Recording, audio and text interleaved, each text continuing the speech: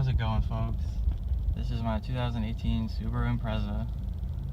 It's a premium model, CVT. In this video, I'm just gonna go over how it drives in city driving. It's not a bad car at all. I do notice that it handles pretty well. So just a short story on this car. I traded in my 2011 Subaru Impreza for this. Didn't really have a good reason to, but I did it.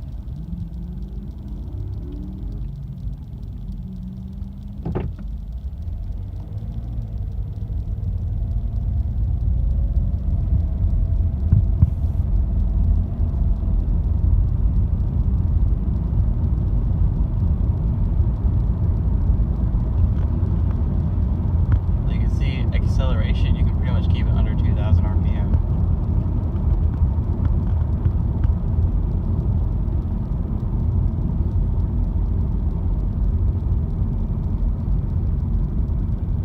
It does engine brake when you let off the throttle, so it'll hold the RPM at about 1250, and it slows the car down a good bit, which is nice because it gives you, infinite miles per gallon. And I have not moved my foot I just put my foot down and I'm gonna hold it here at the exact same spot. I have not moved since I reapplied the throttle. So it kind of bumps back up, and then the torque converter pretty much locks, and it'll hold you at a very low RPM, which is good for gas mileage. And I'm getting 36 miles per gallon right now on this trip. This trip is about 50-50 city highway, and I'm getting 36 miles per gallon.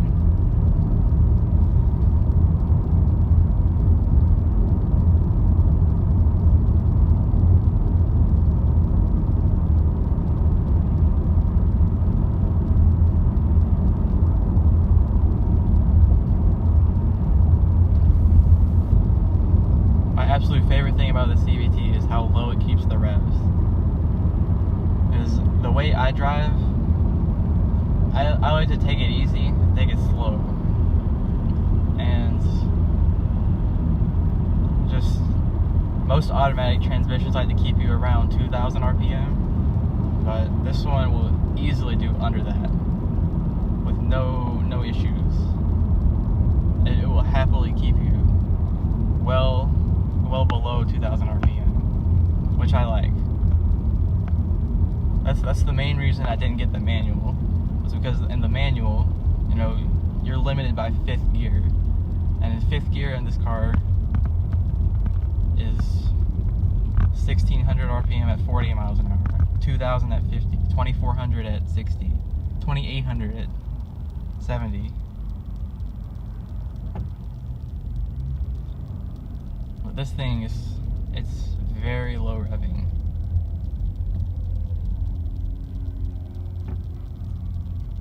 So every time I put my foot down, I'm going to keep it in the exact same spot. Okay, and I'm going to accelerate now because this light's about to turn red. And if I don't accelerate, I'm going to miss it.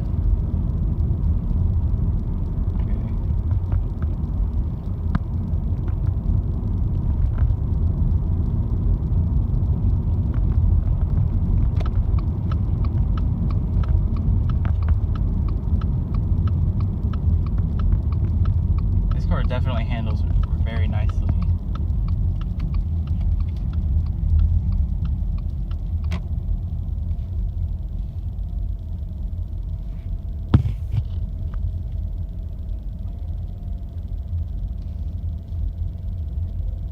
It's very flat in the corners, and the ride is good too.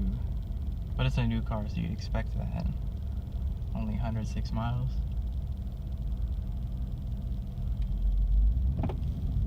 I'm going to accelerate, I'm going to hold my foot there.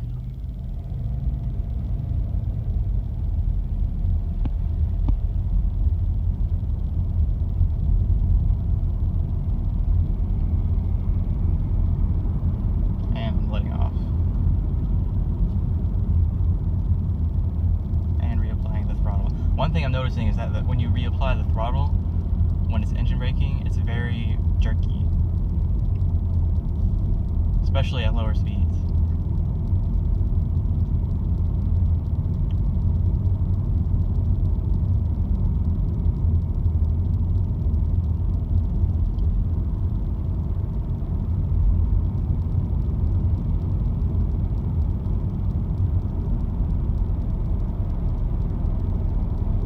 Start going up a hill. We're actually going to slow down because of traffic.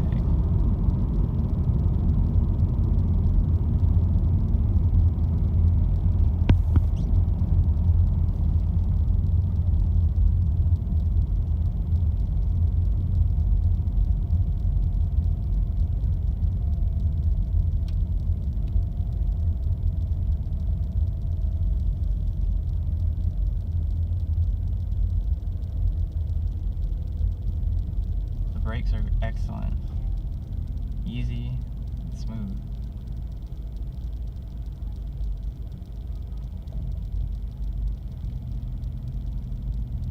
Once again, I'm gonna hold my foot in the exact same spot the entire time.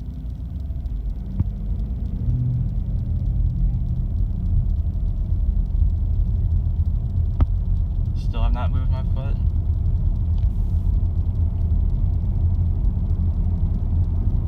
Still have not moved my foot. It just glides.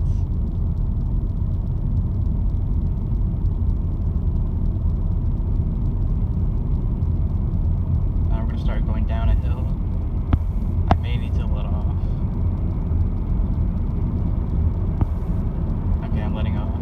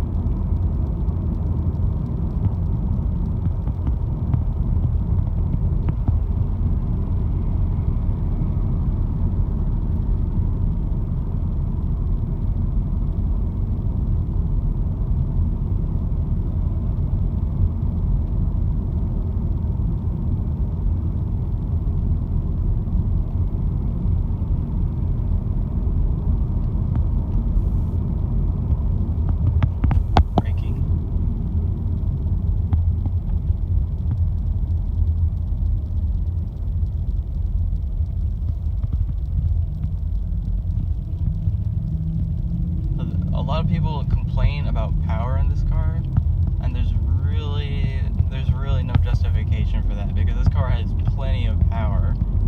No, it's not gonna blow you away, but this car has too much power for me. If they made a 1.6 liter engine, naturally aspirated, I would take that over this, because it has a lot of power. This thing feels stronger than my 5-cylinder Volvo.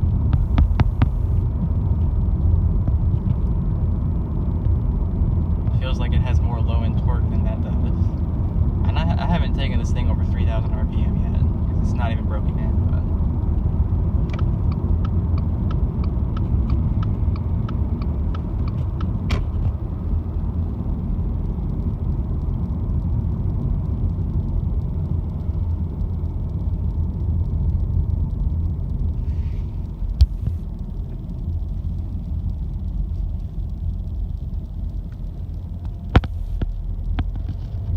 If you're steady with your foot, it's not all that bad. But if you're constantly adjusting your acceleration amount, then it's not very smooth. At least it is very responsive. Like I'm gonna try to accelerate in 3, 2, 1. It takes less than a second for it to bring the revs up. So that's good. And I'm not gonna run any red lights in my new car. I don't feel like doubling my insurance today.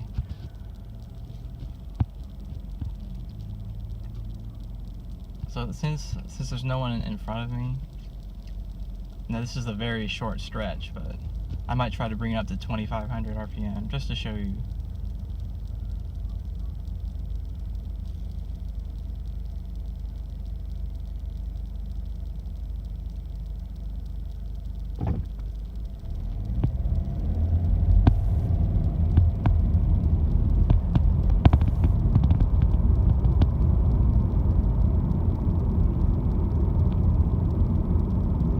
It's not horrible at all. It does not lack power in the slightest.